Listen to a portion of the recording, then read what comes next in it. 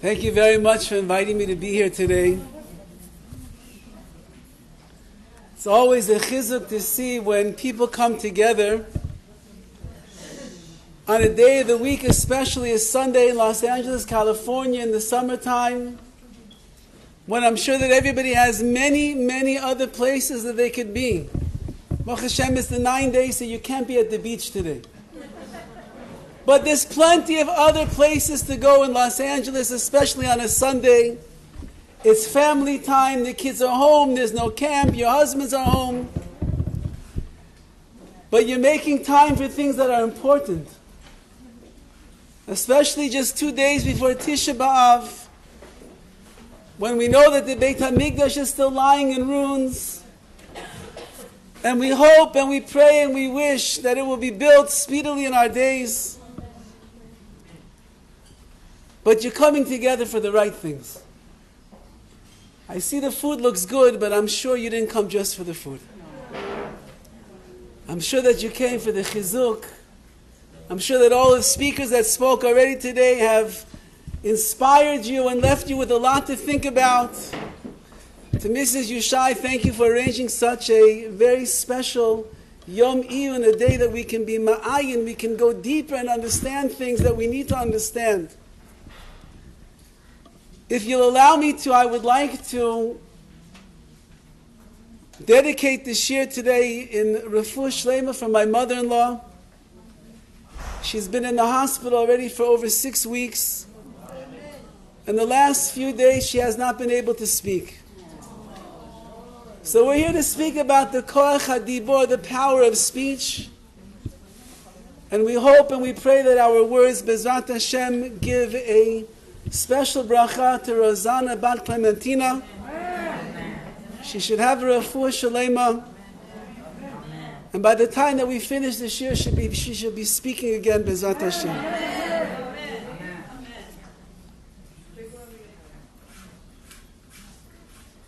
We just read in last week's parsha, Elo Adivorim Asher Dibra Moshe Al Kol Yisrael. These are the Devarim, these are the words that Moshe Rabbeinu spoke to all of Klal Yisrael.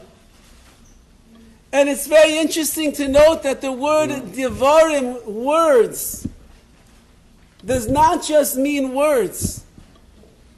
It also means things. Davar is a thing, Davar is a thing, it is something.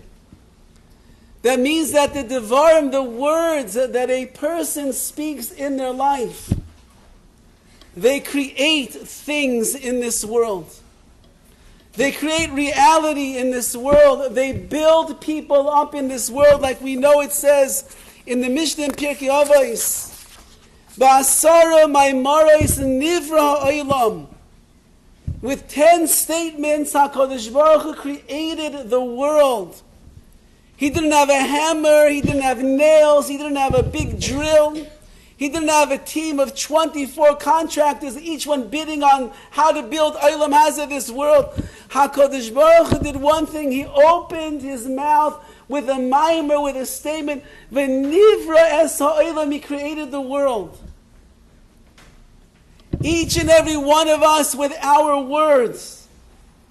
We have the koyach, we have the power to be boirei olamos, to create worlds.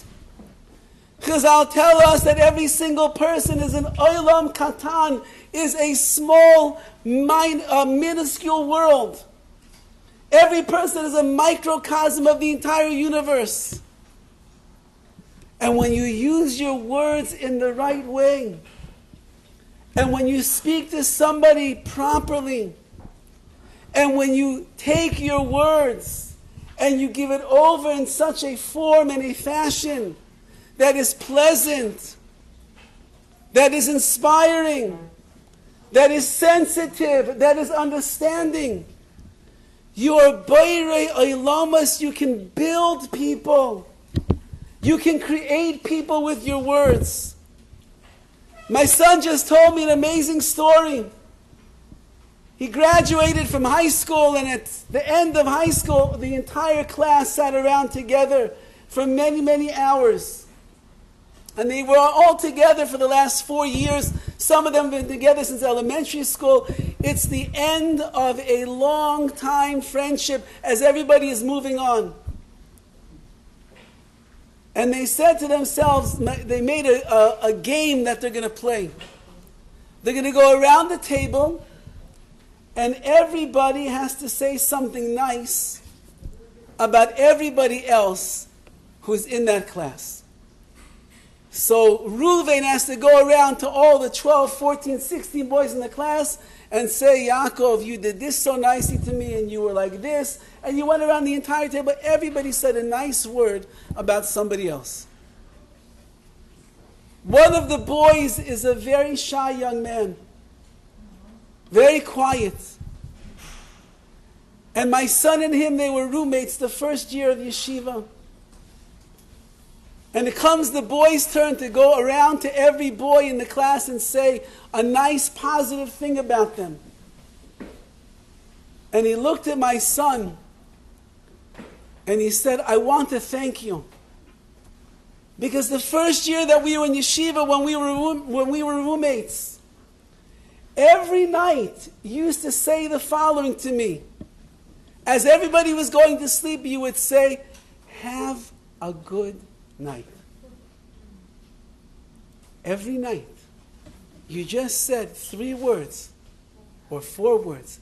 Have a good night. And he told my son, you have no idea what those words did to me at the end of every day. You have no idea what a chizuk, how much strength it gave me at the end of every day. And I went to sleep in a good mood and I woke up with the strength to go on another day. From what? From being a nice person and saying, have a good night. Say Chazal, our words are so powerful.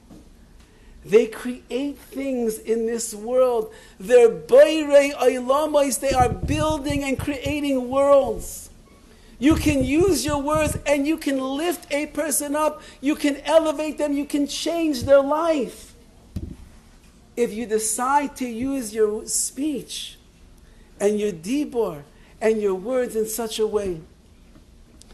There's a story that I heard many, many years ago. There was a young man about 17 years old. He had the machla, Rahmana litzlan, he had cancer. And he was languishing away in the hospital. And his father would come every single day and sit by his bedside. And he would say Tehillim with his son. And he would give his son words of chizuk, of inspiration. And he would tell him, don't worry, everything is going to get better. You're going to be okay. You're going to beat this disease. You're going to make it out of here. And as the time was going on, the boy's condition was getting worse and worse and worse. And it was very clear to everyone, the parents, the doctors, the nurses, and finally to the boy himself, he was not going to get better. And one day his father's sitting by his bedside, and the boy whose name is Baruch looks at his father and he says, Abba, I want to speak to you about my levaya, about my funeral. And his father says, Chas v'shalom, Chas v'shalom.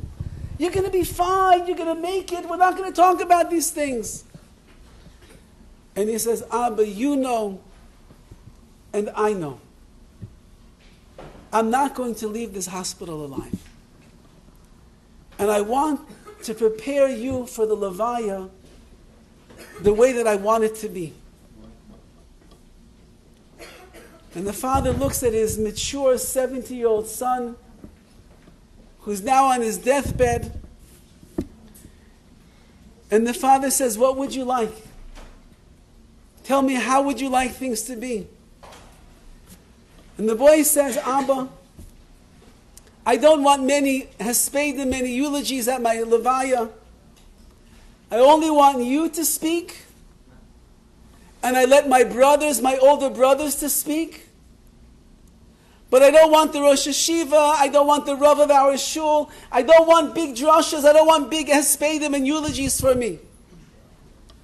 There's only one Rebbe that I want to be maspid to eulogize me at this Levaya. And that is Rabbi Rosen. And the father looks at him. Rabbi Rosen? Who's Rabbi Rosen? And he says, my Rebbe from the 4th grade.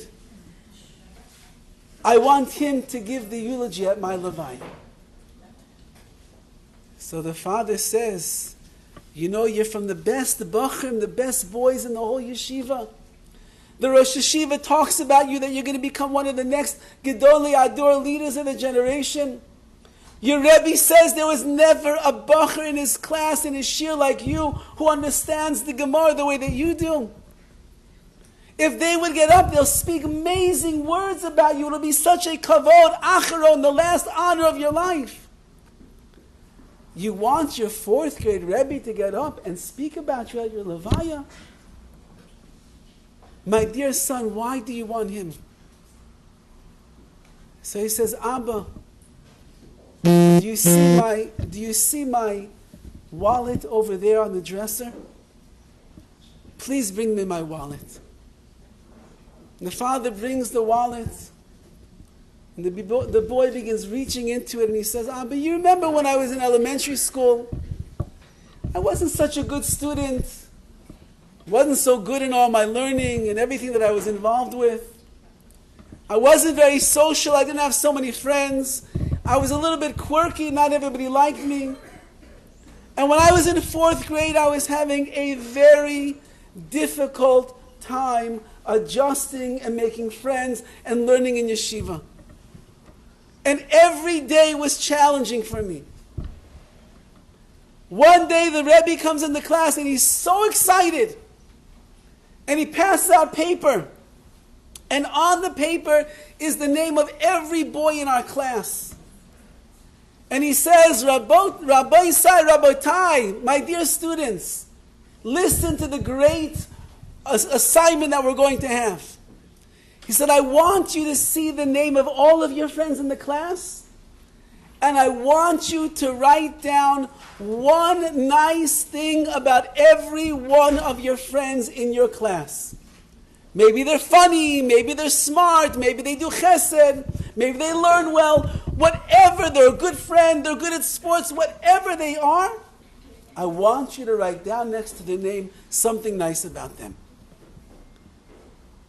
He said, when my Rebbe passed out the paper, and I saw that my name was on the paper as well, I have to tell you, I got so nervous. Who's going to say something nice about me? I'm quirky, I'm not so smart, I'm not good at sports, I don't have so many friends. What are they going to say about me? And I was so nervous what's going to be. And I started filling out for every kid in the class all the good things about them. And then the Rebbe collects all the papers and he says, tomorrow, I'm going to hand back to each of you individually a paper that has all of the nice things that your classmates have to say about you. And now I got really nervous. He's going to hand me back a paper. It's going to be blank. There won't be anything on there. And the next day, one by one, the Rebbe calls students out of the class and he shows them the paper, and finally it gets to my turn. And the Rebbe sits me down and he says, Baruch, do you want to see what your friends had to say? And I said, sure, I'm sure there's nothing on the paper. And he pulls out a paper and it shows every one of the boys how they said the nicest things about me. He's funny, he's smart, he's a good friend, you can always count on him, he's always there for you, all the beautiful, wonderful things. And he hands me the paper and he says, Baruch, now that you know what everybody thinks about you, how wonderful they think you are, now you know what a wonderful young man you truly are. Abba, I took that paper And I looked at it and I treasured it. And I folded it up. And I put it into my wallet. And I want you to know, since 4th grade, I've had many challenges in my life. Many struggles, many difficulties, many hardships.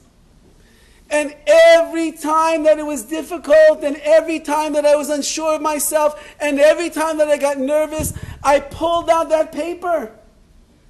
And I read all the beautiful things. Baruch is funny.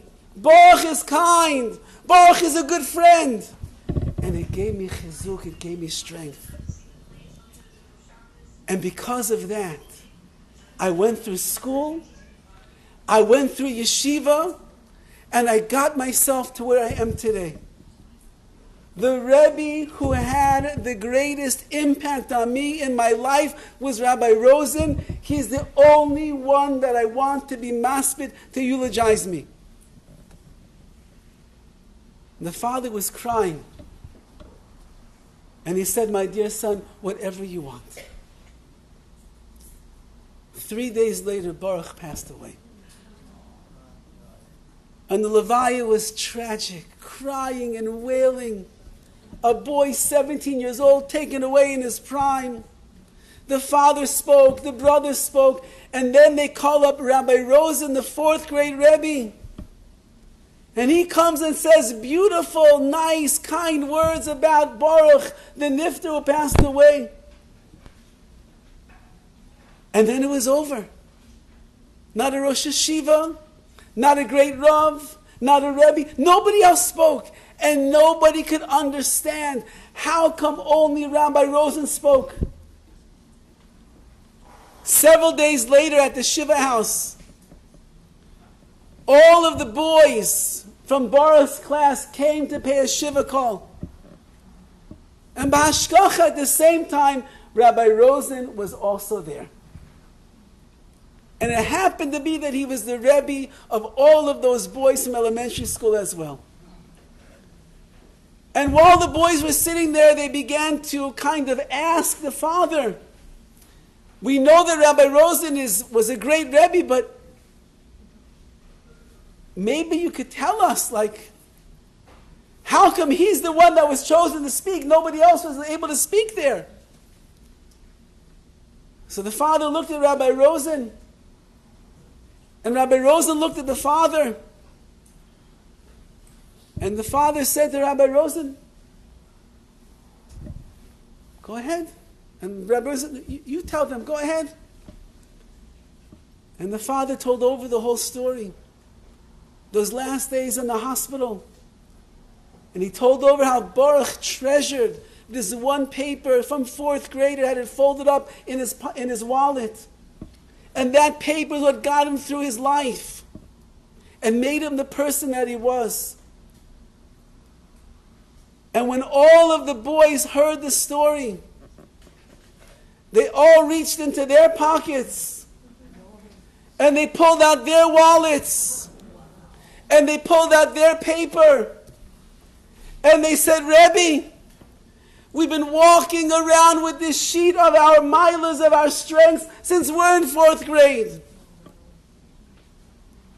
The words that a person uses in this world can be boirei oilamos. They can create people. They can build people up. They can make them greater and believe in themselves. But we also know that the very same mouth that can speak words of kindness, that can speak words of Torah, that can say Tehillim, that can give a comment to a child that's going to change the day for the good, that's going to be nice to your husbands and encourage them and tell them how much you appreciate everything they do, that same mouth that can be boirei oilamos, that can build worlds and people, it also has the power, unfortunately, to destroy people and their worlds. We all know, I'm sure, the very famous pasuk in Mishlei that tells us Maves v'chayim, Mavet v'chayim, death and life. Biyad haloshin is in the hand of the tongue. V'oaveha, someone who loves to use the power of speech in the right way. Yoichel pirya, he will eat from the fruits of the wonderful words that he uses. Listen to the pasuk because it is usually misquoted. Mavet v'chayim, death and life is in the hand of the tongue. Most people, when they quote this verse, they always say, Chayim v'mavet, life and death is in the hand of the tongue. But Shlomo HaMelech didn't say that. Mavet v'chayim, death and life is in the hand of the tongue. Yes. You see, even Mrs. Yushai didn't know that. Yeah, no. Shlomo HaMelech says, Mavet v'chayim, death and life is in the hand of the tongue. Ask the Alshich HaKadosh, why is Shlomo HaMelech saying the opposite of what we would want to say? We want to know how good speech is, how wonderful it is, how you can elevate people, you can build worlds. Chai, life is your power of your speech is good, it brings life to this world. But Shlomo HaMelech doesn't say that. He says, Mavet v'chayim, death and life is in the hand of our tongue. Says the Alshich, and I will quote you his words. Because hakrova yoiser hi amavet, death, using your words for the wrong things, hurting other people, speaking lashon hara, gossip, putting people down, embarrassing them, shaming them, bullying them, whatever you're going to do with that words, nagging and nagging and nagging and calling your husband name after name after name after name after name. It's much easier and it's much closer to your nature and it falls out of your lips much more simply than the opposite, which is v'chaim, which is the words of life.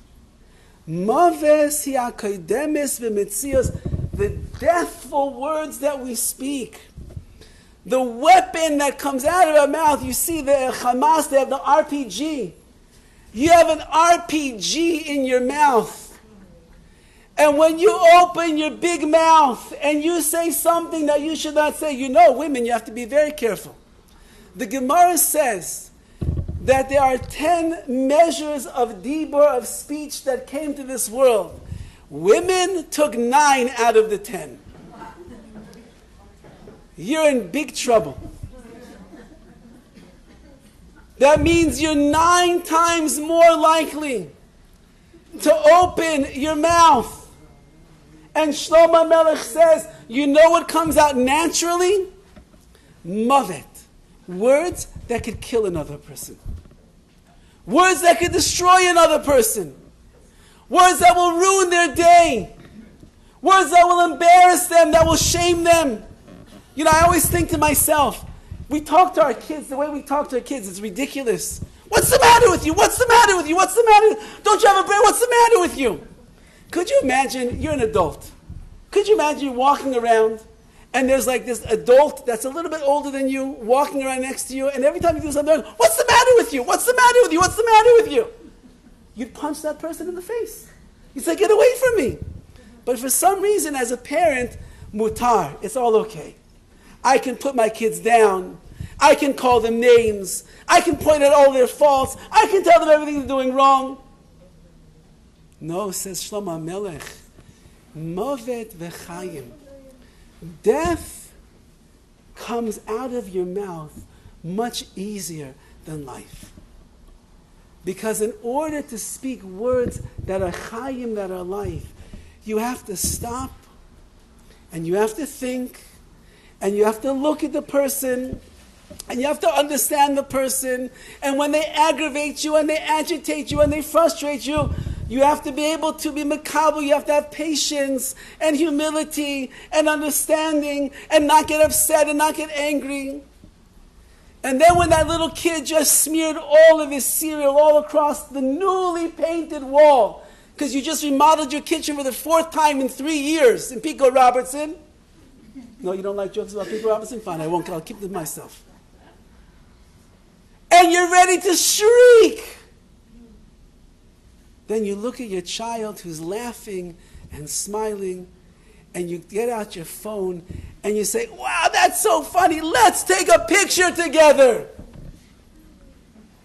And then you just built a child up instead of destroying them for some cereal on your newly painted wall.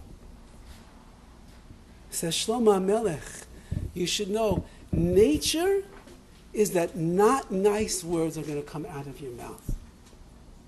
But if you work, and you spend time, and you begin to change the way that you think, and the way that you look at people, and the way that you value the koyach hadibur, the power of your speech, then you will bring chayim, you will bring life to this world. I know somebody who grew up in Eretz Yisrael, in a very, Baruch Hashem, very Haredi family in Eretz Yisrael. He was a bright child, very good in learning, very powerful in the Gemara. And he was in about maybe 9th grade, about 15 years old. And he was once sitting in the shir, in the Gemara shir with his Rabbi. And the class was getting into the sugya, getting into the Gemara, and they were fighting it out. What's the right pshat? What is the right meaning? And the Rebbe said over what he felt was the right approach to understand this particular piece of Gemara. And this young man, let's call him Yaniv, he thought the Rebbe's wrong. So he began arguing with the Rebbe in class, a very natural thing. That's what goes on in yeshiva. The Rebbe says one thing, the student says something else, the Rebbe says something. You can argue, fight it back and forth. But the Rebbe was getting very aggravated by this young man.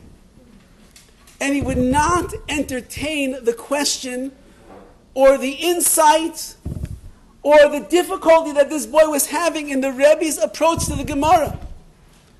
And the Rebbe kept telling him, you're wrong, you're wrong, you're wrong, you're wrong. So finally the boy couldn't take it any longer. He had to prove the Rebbe that he's right. So he gets up from his seat.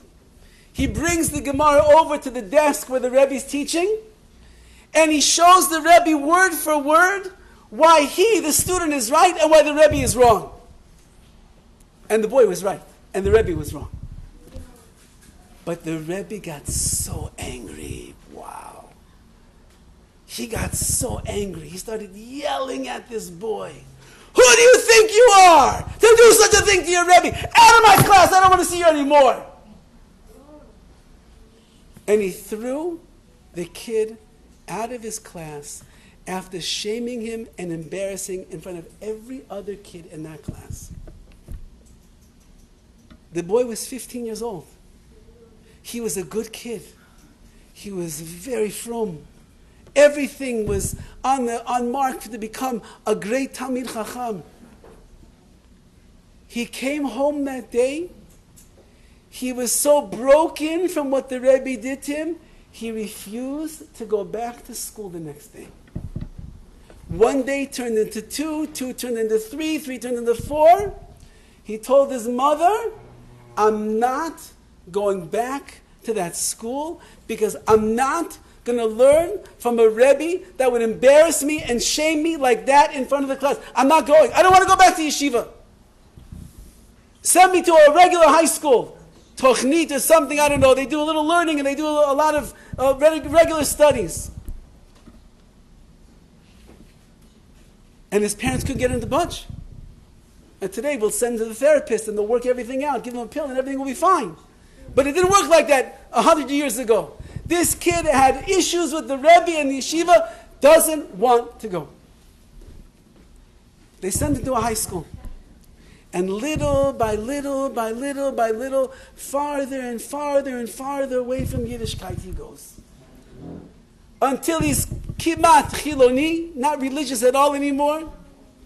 He ends up in the IDF, in the Israeli army.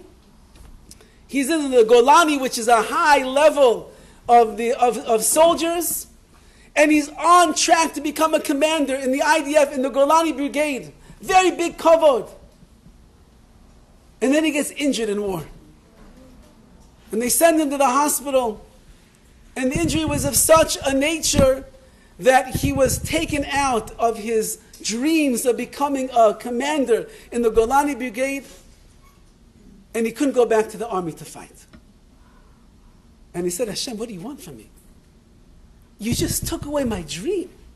I'll be the commander. I'm going to run the whole platoon. I'm going to be in charge. You took that away. What do you want from me? And he started getting very sad and depressed about his situation in life. He says, you know what? Like every good Chiloni Israeli, it's time to take a trip around the world. And when he gets out of the hospital, he tells to his mother and his father, you know what? I need to get some fresh air. I need to air out a little bit. I need to clear my mind. I got to get out of here. I'm going on my tour of the world. Europe, the Orient, America, I'll probably end up eventually. I have to get out of here. And as my parents see, there's no budging. He's not going to change his mind. He's going. He's got friends that are already there, friends that are going. He's going to meet up with them. He's going to have a grand old time. He's getting out of Eretz Yisrael. His mother says, Yaniv, my dear son, I'd like to take you to the airport so I can say goodbye to you at the airport. And he said, look, I was a very independent person. I don't need my mother to take me to the airport. He tells her, you know, it's okay, I'm fine. I'm a big boy. I can handle the airport by myself. And she says, no, I want to take you to the airport. Please, I'm your mother. You're leaving. I don't know how long you're going to be gone for. Please, let me take you. So his mother takes him to the airport. His mother's a very frum lady. And they're standing there as he's about to go on to the plane. And his mother is crying, and she's hugging him, and she's kissing him, and she's crying and crying and crying. And she says, my dear son, I want to ask you one thing. You're going away from Eretz Yisrael. I know where you're holding in Judaism and Yiddishkeit. I know you're not doing, I know that. I want to ask you one favor. And only one favor only. Wherever you go in your travels and your journeys, please, always keep kosher. Don't eat any food that is not kosher. That's all. Whatever else you do, I don't care. But I'm your mother. I'm asking you one favor. Please, just eat kosher wherever you go. So he looks at his mother, and he knows how much she loves him. She wasn't asking for a lot. She didn't say no drugs. She didn't say no bars. She didn't say no girls. She didn't say nothing. No kichilusha, nothing. Just eat kosher. And he said, Ima, I give you my word. Wherever I go, wherever I travel, I'll only eat kosher. And he told me, you think it's easy? You're traveling around Europe, and all of your friends are going into every single restaurant eating treif, shrimp and lobster and chazer and everything? No, I only eat kosher. In the middle of nowhere, he said it wasn't easy, but he gave his mother his word.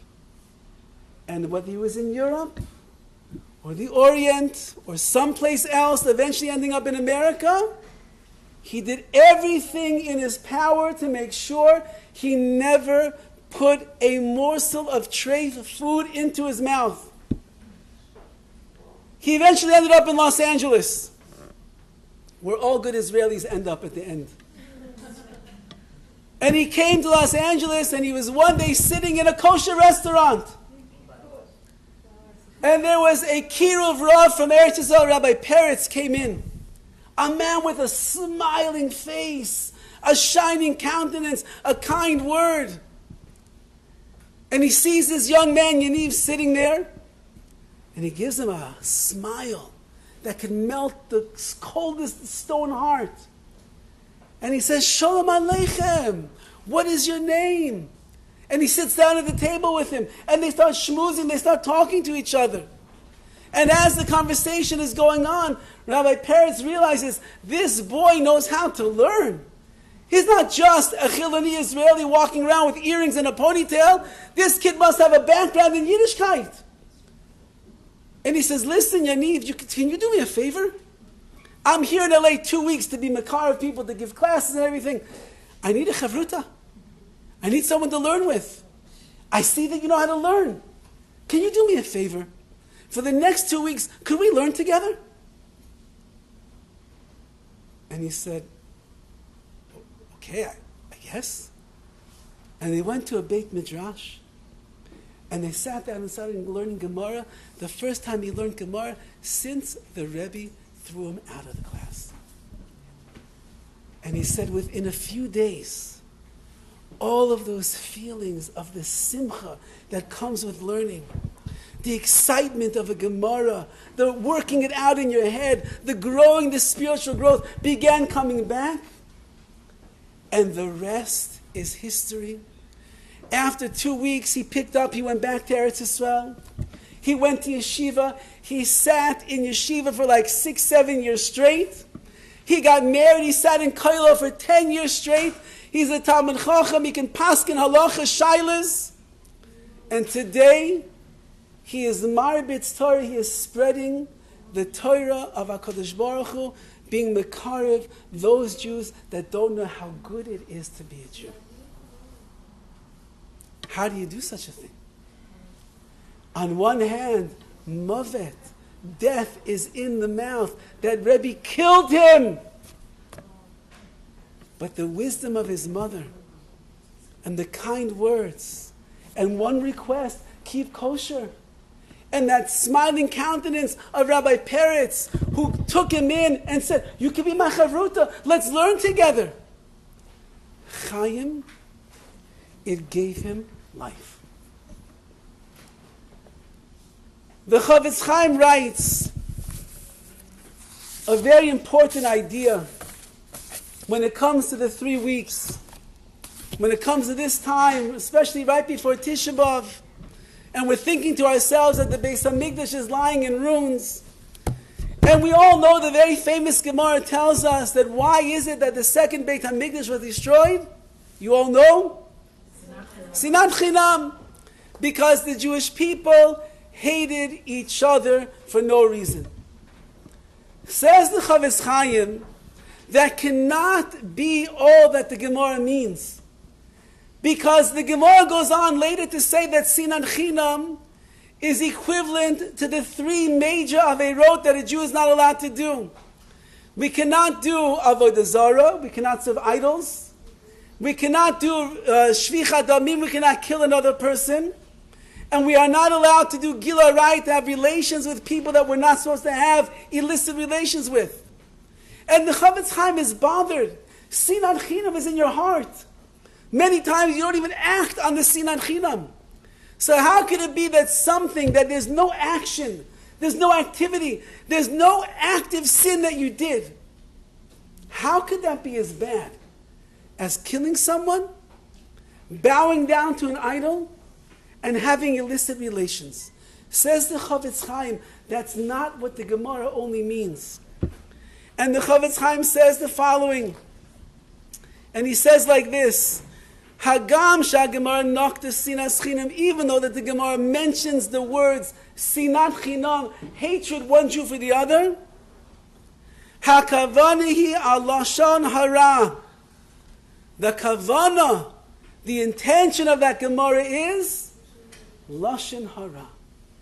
You know what destroyed the Beit HaMikdash? You know why we are in the Galut for 2,000 years? And we have to suffer in Los Angeles, California, trying to love our Jewish identity in the face of everything that's going on. Do you know why? Because the Jewish people at the time of the Chorban, they were speaking words of Lashon Hara. And he goes on to say the following, because, and he says, Because the only reason that a person will speak Lashon Hara is because deep down inside, you hate another Jew. If you love somebody, if you care about somebody, if their dignity and their honor matters to you, you would never open your mouth and say words that could destroy their life. You would only say kind words, loving words, understanding words. But when you have sinat chinam, when you hate somebody else, when you look down on them, when you're angry with them, when you're annoyed by them, when you're frustrated by them, so then what comes out of your mouth? Lashon hara, bad words, gossip, put them down, ruin their lives. Lashon hara destroys a person's life and the world. Says the Horowitz, the reason the Beis HaMikdash was destroyed is because Klal Yisrael was busy speaking gossip about one another. They were busy saying not nice things. Somebody calls you about a shidduch. You know about this girl? Who do I know about this girl? What would you like to know? I can tell you anything you want to know. Really? You're going to destroy her life? You're going to destroy her shidduch? Because once, 17 years ago, when you asked her if she could take care of your baby for a second, she was not in a good mood and she said no. So you're going to say, oh, she's not a balas chesed. Chas v'shalom, to do such a thing. A person wants a job and he puts somebody on the reference who maybe is not the best friend in the world anymore with this person. And the boss of the company calls. And they said, you know, we're just about to give Ruvain a job over here, and you're on the reference. We should make sure, is he a person of integrity? Ruvain? A person of integrity? Are you kidding me? Chalila v'chas, you're going to speak Lashon Hara like that and ruin a person's life? And so on and so forth. All of the things that happen. Says the Horowitz, it destroyed the Beit HaMikdash. Does anybody know what's over here? You have a lethal weapon. It's the RPG of Klal Yisrael. Either it's going to destroy the enemies if you daven, if you pray, if you learn Torah in the right way, and you elevate everything. You could wipe out the enemies of the Jewish people. You can get bracha and atzlacha in your life if you use it in the right way. But if not, a person uses their mouth falsely. They use it for the wrong things. They say not nice things to people, words of mavet, of death. You will destroy the life of another human being. I've been told when it comes to shidduch, yes, to say the truth. And when it comes to do partnership with somebody who is crook, who is not honest, you tell the person before you become a partner. Yes, you. Told this by a rabbi. Yes, thank you so much. You have to know. I don't want to get into a halachic debate over here of what is appropriate and not appropriate.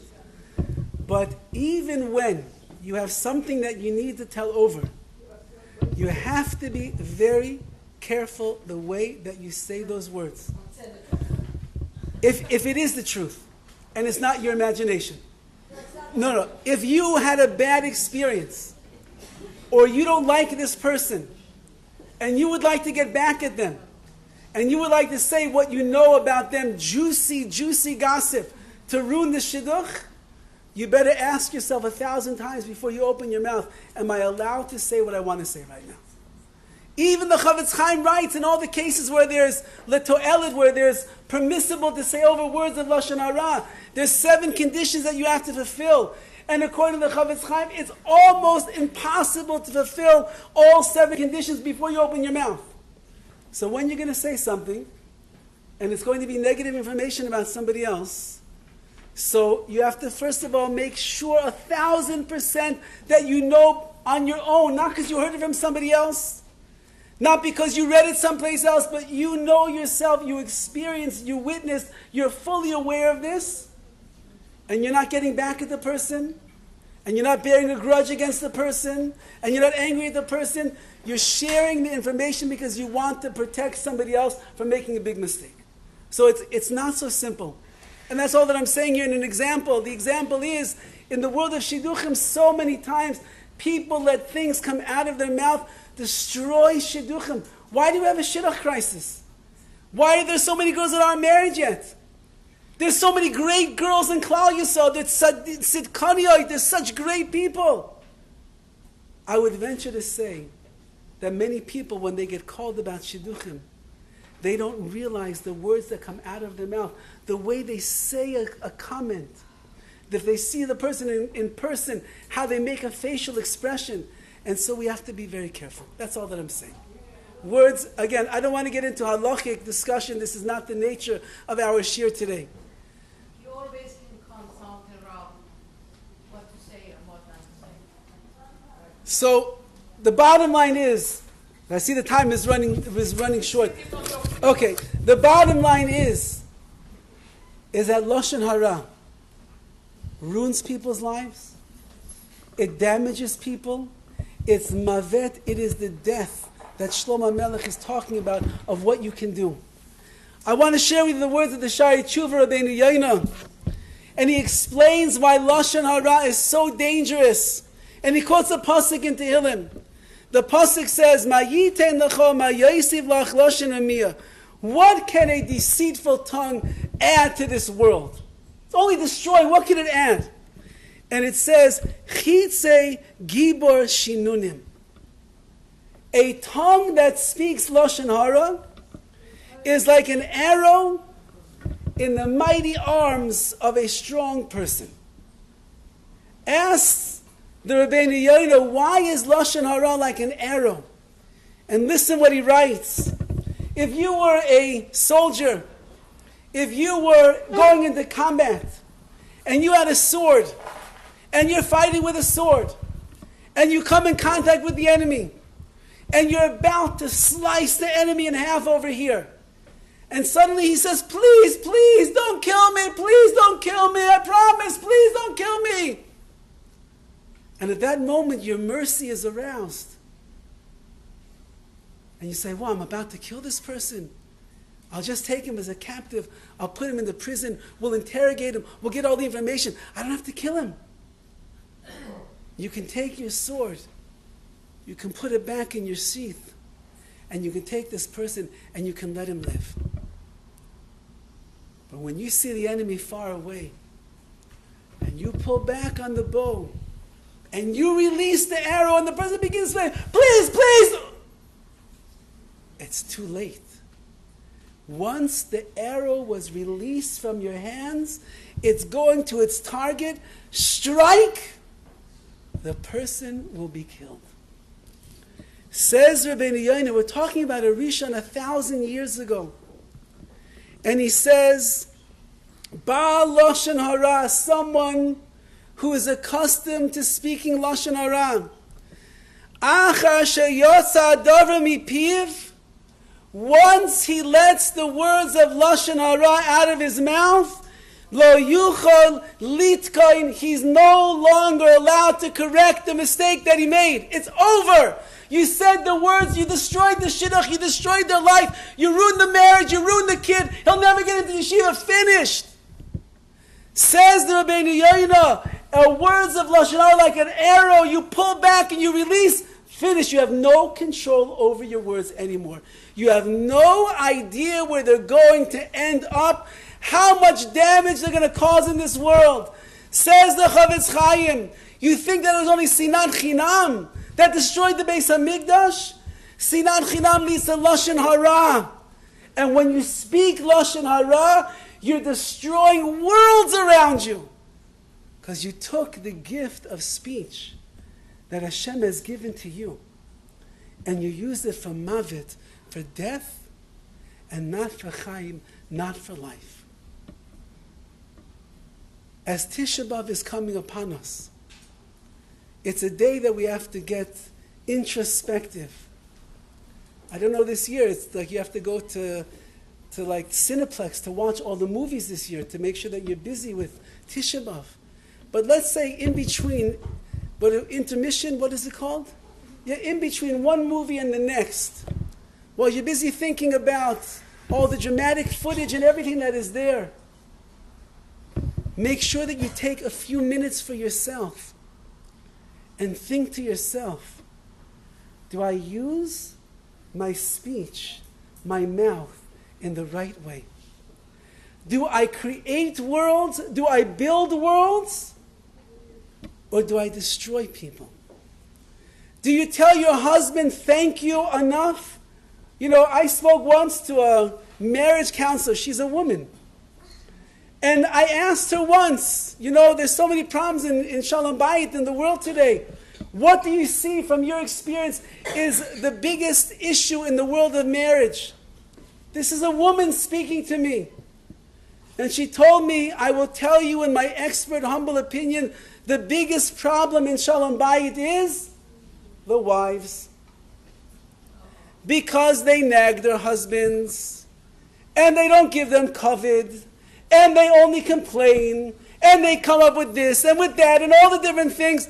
They have a mouth. They could be so nice to their husbands. I know your husband can be nice to you as well. We'll speak to them as well. Don't worry.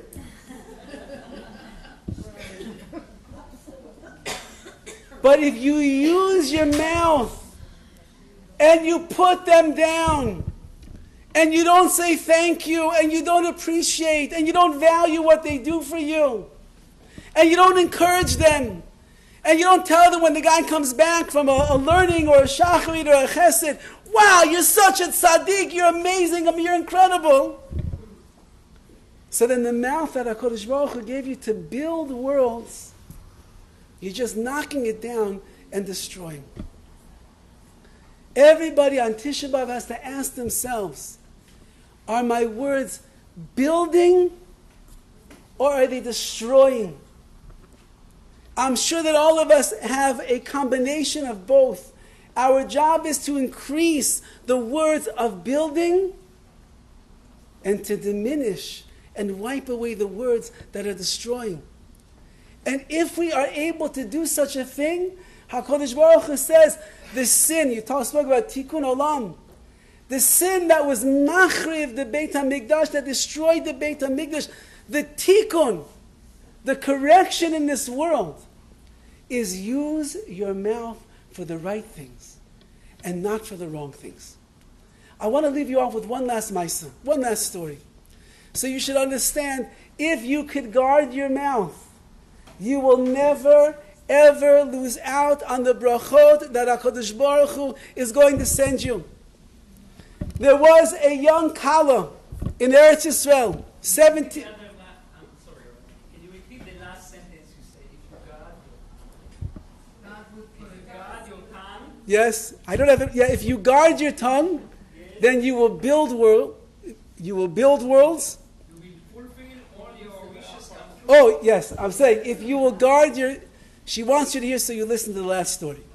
Yeah, if you will guard your tongue and not speak Lashon Hara, and you'll be careful in this mitzvah, you will find a tremendous amount of bracha that HaKadosh Baruch Hu is going to send to each and to every one of you. Now listen to this story. There was a young Kala, a bride in Eretz Yisrael, and she came from a very poor family. And her chassan, the groom, came from a very poor family. And the wedding was rapidly approaching, and they had no money to make a wedding. Nothing. How to pay for a hall, how to pay for a caterer, how to pay for a band, nothing. What are they going to do? The parents have no money, the in-laws have no money. What are they going to do? So she remembered, she has an aunt who lives in Tiberia, and then this aunt told her, the girl's name was Efrat, if you ever need anything, if you never need help in any area, please come and see me. I'm happy to help you. This aunt was a woman of means. She was a wealthy woman. So although she wasn't a begging type, but she had no choice. She needed to go and ask her aunt if she could please go and help her to make this wedding. So she goes down to the taxi station and she gets a what they call a tender or monit, which means about 8 or 9, 10 other people are in that same taxi together with you. She gets into the tender, she sits down, and another lady sits down next to her. And in front of her is a group of young, like high school girls. And they are yapping away. And every word that's coming out of their mouth is Lashon Hara. Every word. Now this Kala was very, very makpid, very strict in the laws of Lashon Hara. She never spoke Lashon Hara, and she did not like to hear the words of Lashon Hara either. Some of us won't speak, but tell me, what do you want to tell? We hear a good juicy piece of Lashon Hara, that we can live with. No! She didn't speak Lashon Hara. She didn't want to hear Lashon Hara. So these girls are yapping away. Ba, ba, ba, ba, ba, and Shprinza, ba, ba, ba, and Rivka, they're saying all this Lashon Hara. So Efrat doesn't know, you're stuck in a car, where are you going to go? Can't jump out the window, what are you going to do? So, like the Gemara says, you know why Hashem made our fingers like this? They're like pegs. You can stick them into your ears and block out the noise. So she sticks her fingers into her ears. She doesn't want to hear what these silly little girls are talking about. But that only made things worse, because they look around and they say, oh, she's so frum, she doesn't want to hear Lashon Hara. Look, she has her fingers in her ears. So they started screaming louder all the words of Lashon Hara. So the girl couldn't take it anymore. And she calls up to the nahag, to the driver. And she says, driver, can you please do me a favor? I can't be in this taxi anymore. Can you please drop me off over here? And he said, are you crazy? We're right close to an Arab neighborhood over here. I can't let you out over here. And the woman sitting there says, please, please, don't get out of the car. There's a dangerous place. And she says, no. It's more dangerous for me to be in this car and hear the words of Lashon Hara. Please, Nahag, I beg of you, let me out of the taxi. And he says again, Meshugat, you're crazy. I can't let you out over here. It's an Arab neighborhood. It's not safe. She doesn't let up. Please, please, please, let me out of the car.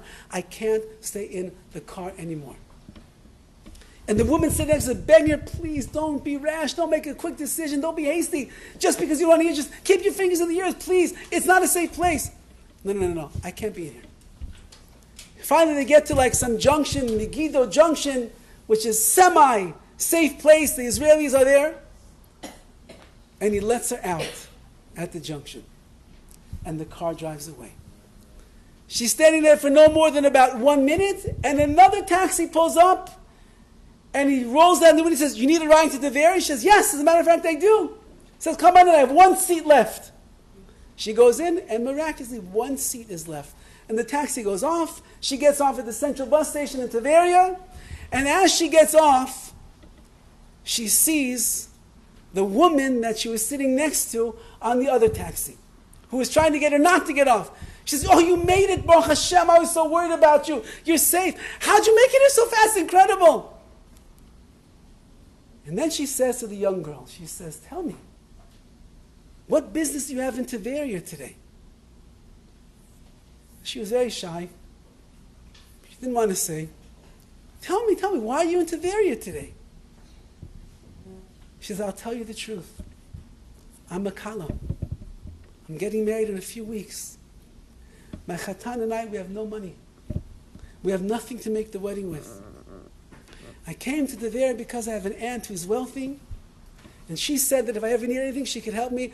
I came to see my aunt. And the woman looks at her, and her eyes begin popping out of her head.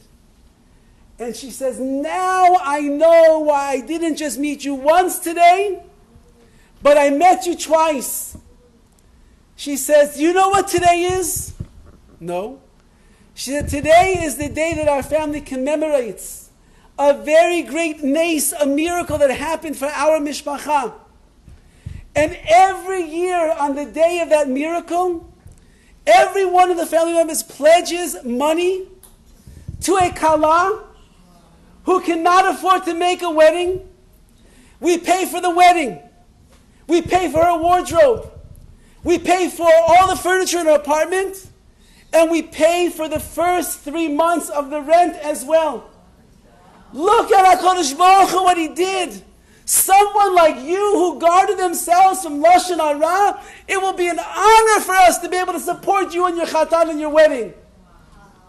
Will you accept our offer? And the girl was so overwhelmed, she couldn't even talk, she was just crying. And sure enough, this family paid for the wedding, for the gown, for the wardrobe, for the furniture, for the pots, for the pans, for the bedding, for 3 months of rent, for everything. Because when you learn how to use your mouth for chayim and not mavet and not death, when you bring life into your world and the people around you, HaKadosh Baruch Hu is going to come through for you. He will bring bracha and chayim, yeshuot, v'nechamot. He'll bring it all to you. Bezat Hashem, whatever you need, you should never underestimate the zechut of shmirat halashon, of guarding your mouth and your ears. We see from this story, from speaking and hearing.